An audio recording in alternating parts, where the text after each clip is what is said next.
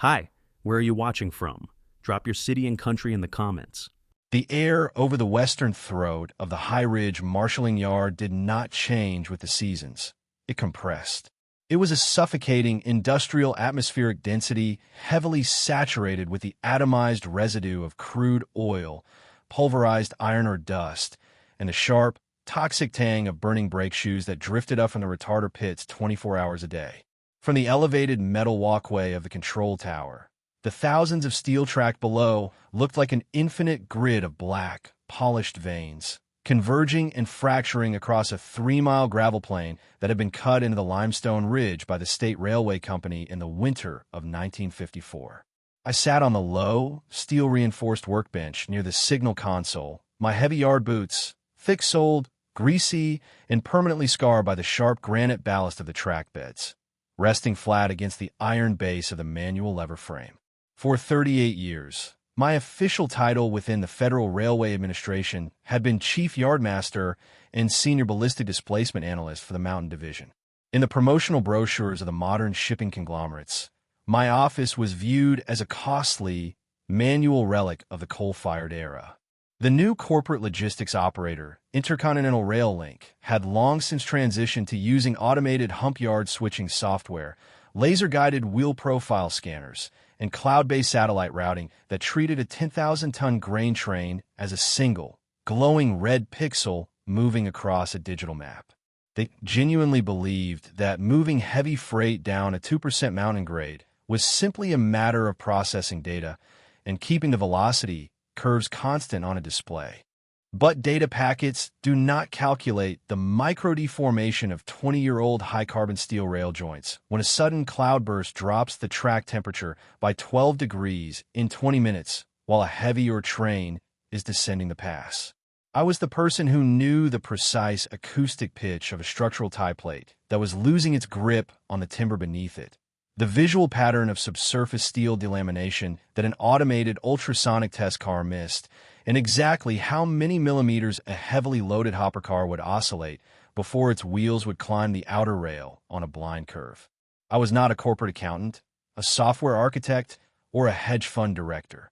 I was a physical evaluator of kinetic energy, momentum, and steel friction who had spent half his life walking the switching leads in freezing sleet, listening to the iron groan under the weight of corporate greed.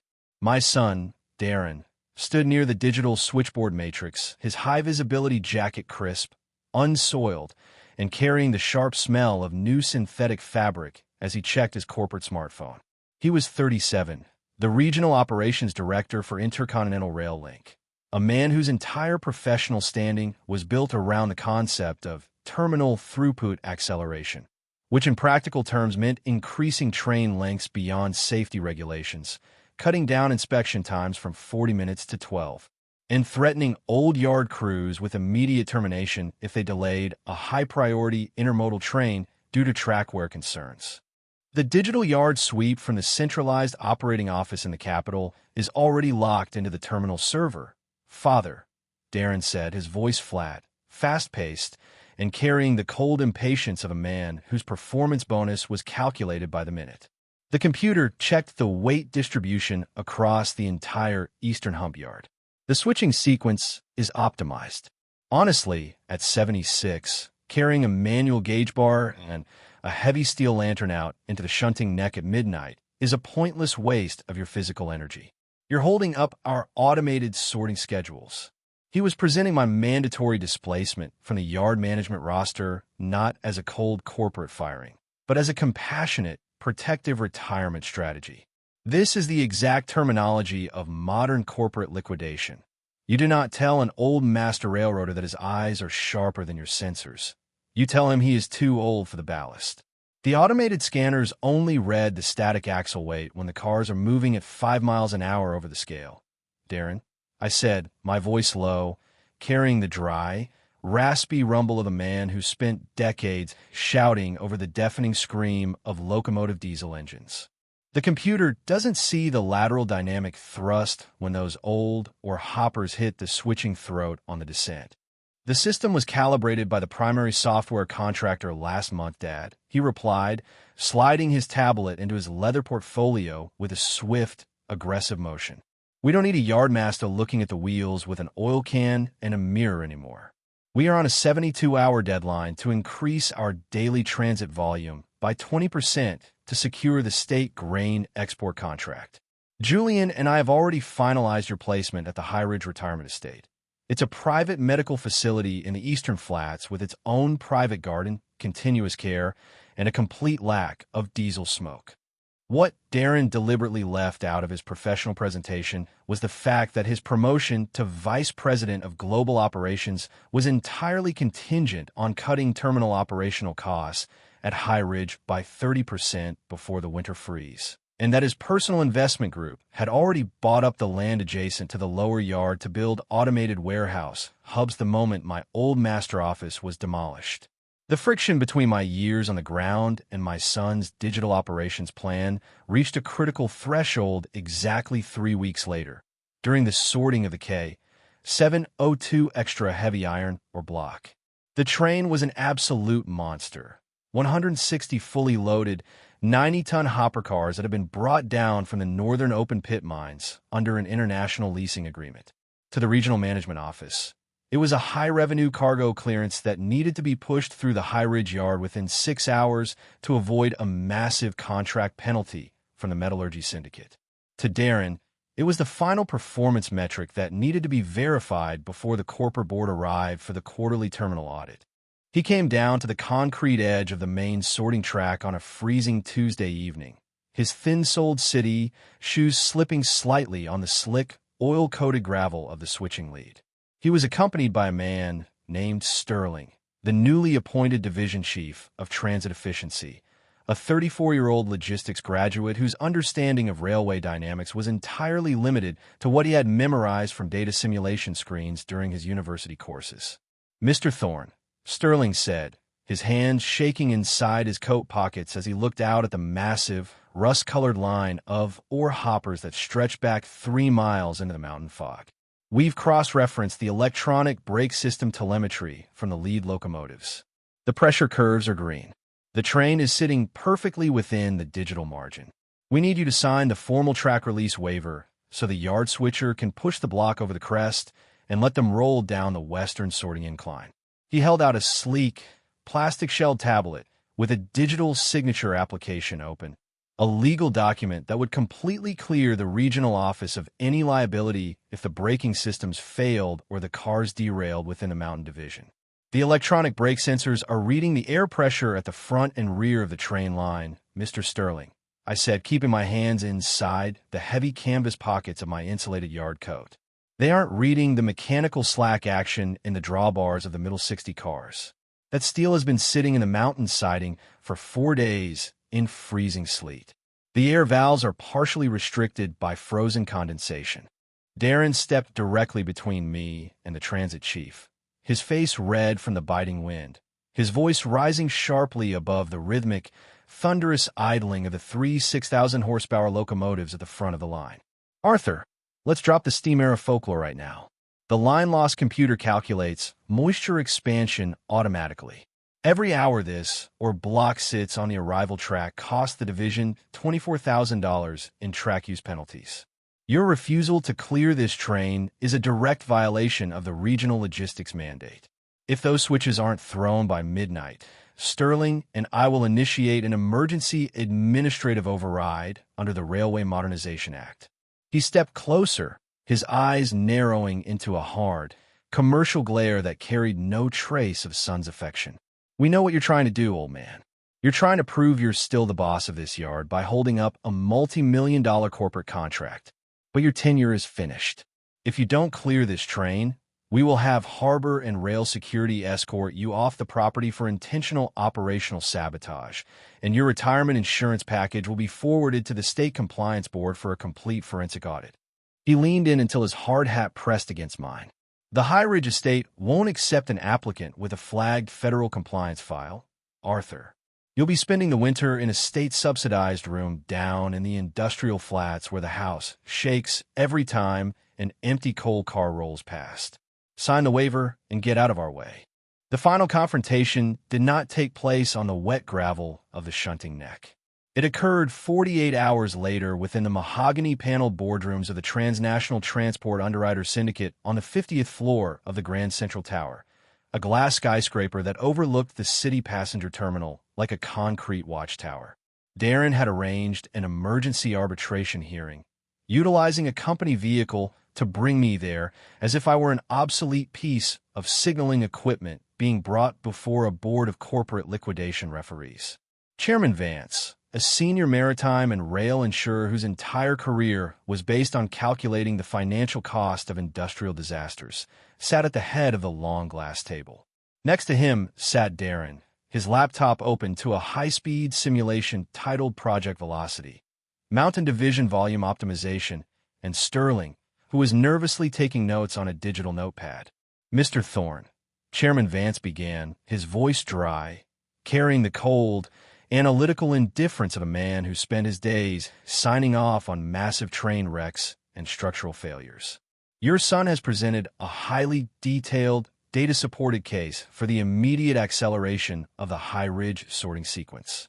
The digital metrics indicate that the tracks and the rolling stock are well within safe margins. Your continued refusal to sign the master track release appears to be based entirely on undocumented personal anecdote and historical nostalgia." The monitor on the boardroom wall flashed a 3D animation of the 1-160 car or train rolling smoothly over the yard hump, its individual cars splitting into separate tracks with flawless, computer-guided precision. "The 3D model is missing its real-world foundation, Chairman," I said, rising slowly from my chair without using the table for support.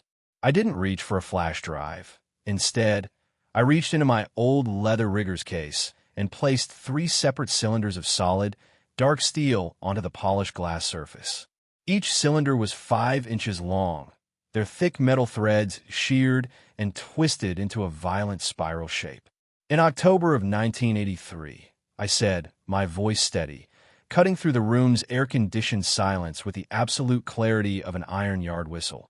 The sister train of this, or block, the N-44 heavy bulk freight, attempted to descend the eastern slope of the pass under identical weather conditions.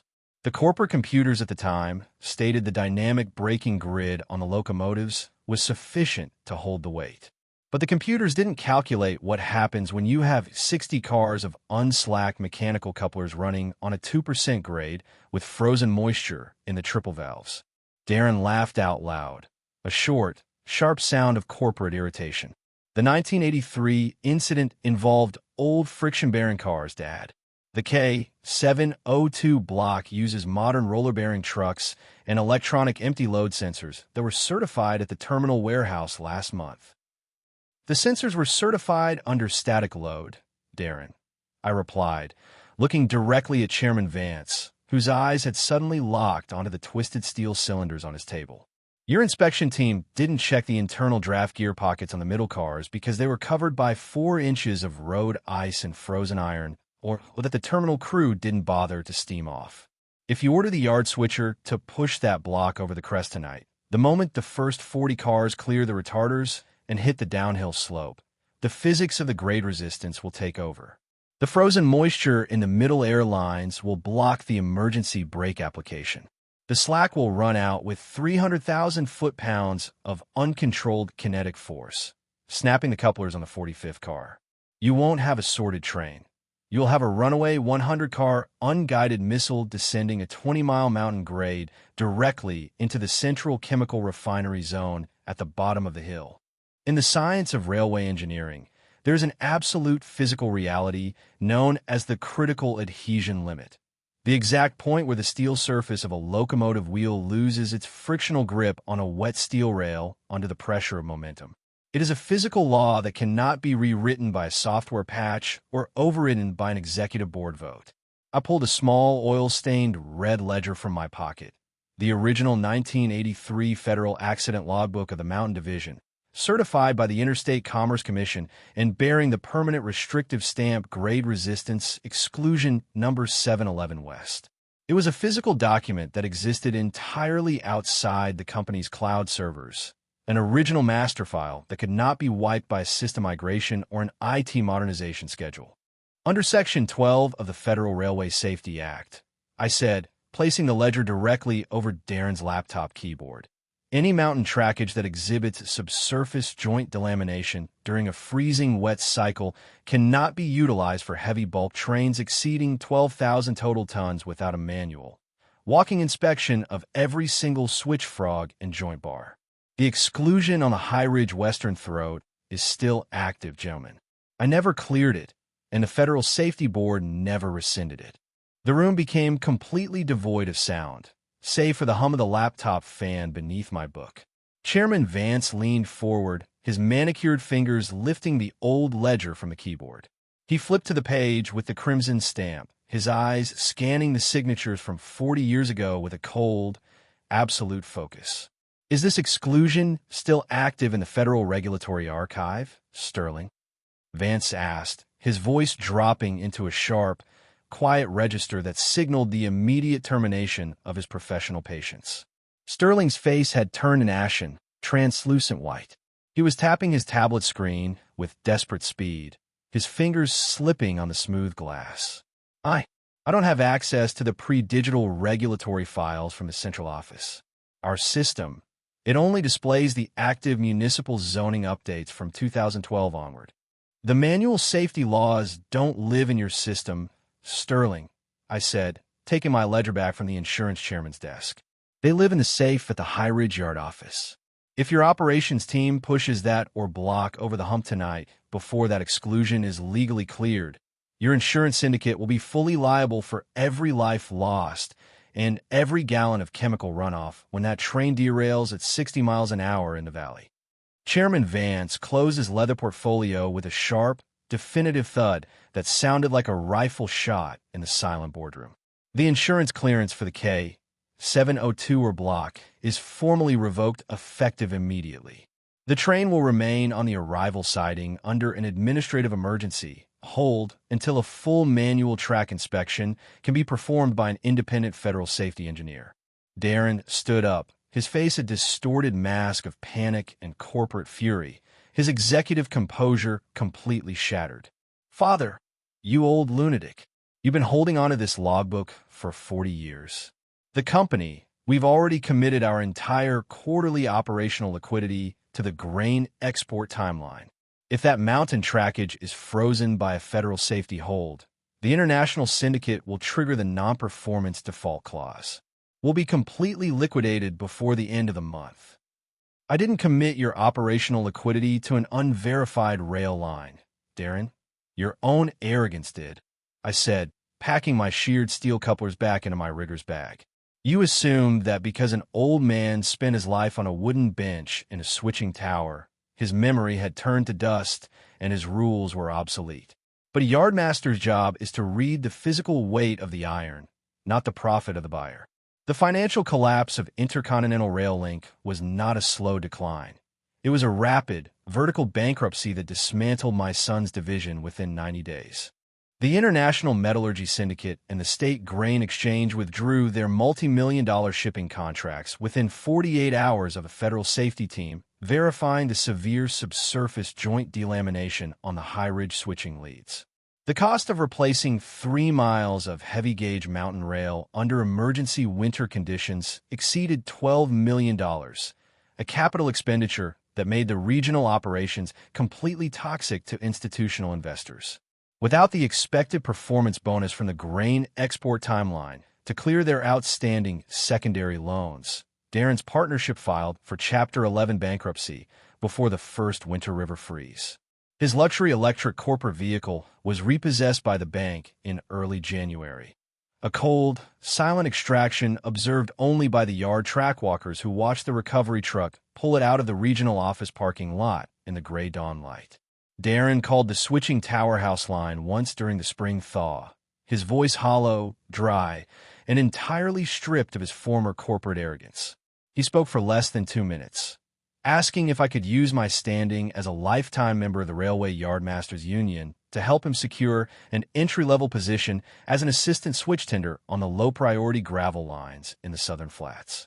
I told him that the gravel lines were entirely automated now, and that the machines had no operational use for a vice president who couldn't calculate the momentum of a runaway train. I was not moved to the High Ridge retirement estate. The Federal Railway Administration quietly rescinded my retirement notice the following Monday afternoon.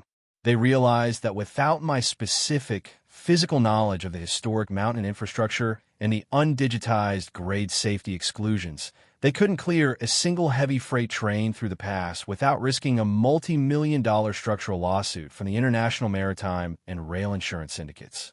They created a permanent position for me, Chief Terminal Arbitrator and Historical Safety Custodian for the Mountain Division.